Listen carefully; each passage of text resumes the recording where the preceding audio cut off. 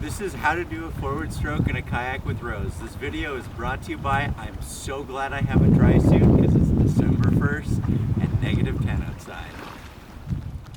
To be able to break down the forward stroke, we first need to learn it. While sitting erect in a kayak, hold the paddle evenly just outside shoulder width. With stiff but not locked arms, reach one blade of the paddle out towards your toes and into the water. Using your core and your lats, pull the blade to line up with your hip.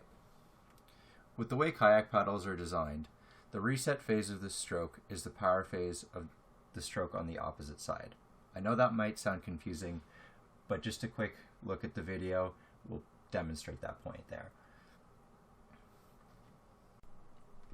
Now, let's get into more detail. Our primary movers are the latissimus dorsi and the external obliques. The latissimus dorsi, commonly known as the lats, are responsible for adducting the arm at the shoulder, increasing the angle between the arm and the torso, as well as extending the arm at the shoulder, meaning it pulls the upper arm to the rear. The external obliques, or just commonly known as obliques, are responsible for rotating the spine, thus the torso. These muscles allow the torso to twist without moving the pelvis. The synergist is the biceps brachii. The bicep is responsible for flexing the arm at the elbow, decreasing the angle between the upper arm and the forearm. This contributes to the pulling motion of the upper body. The stabilizers are the deltoid, both lateral and anterior sections. The lateral, or side section, is responsible for abducting the arm at the shoulder, meaning the angle between the torso and the upper arm increases. The anterior, or front section, is responsible for flexing the arm at the shoulder, meaning it moves the upper arm up and forward.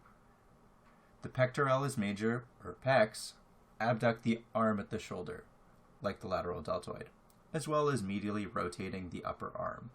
Finally, the teres major laterally rotates the upper arm. These muscles combined create that strong upper back and shoulder position that transfers the energy generated in the core to the paddle, so that the lats and the biceps don't have to do all the work, leading to a more sustainable stroke for traveling long distances. Let's look at the 4 exercises that will help in developing a stronger forward stroke.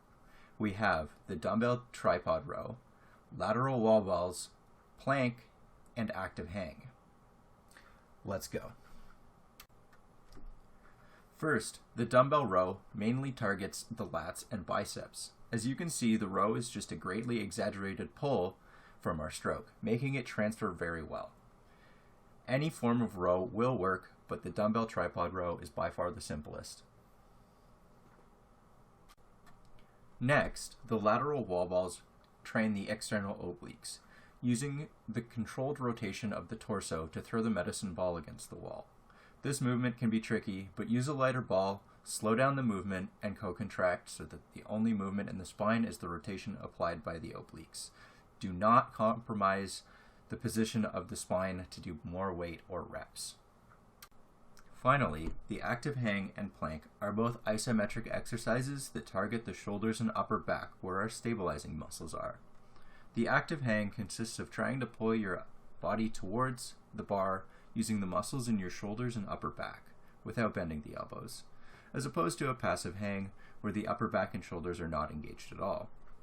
With the plank, it is important to push the chest as far from the floor as possible without compromising the spine position to engage the target area. Personally, I find it much easier to do that from my hands as opposed to elbows. Using isometric exercises like these to strengthen our stabilizing muscles makes our strength translate well to the skill. Thank you for watching, and I hope you learned something.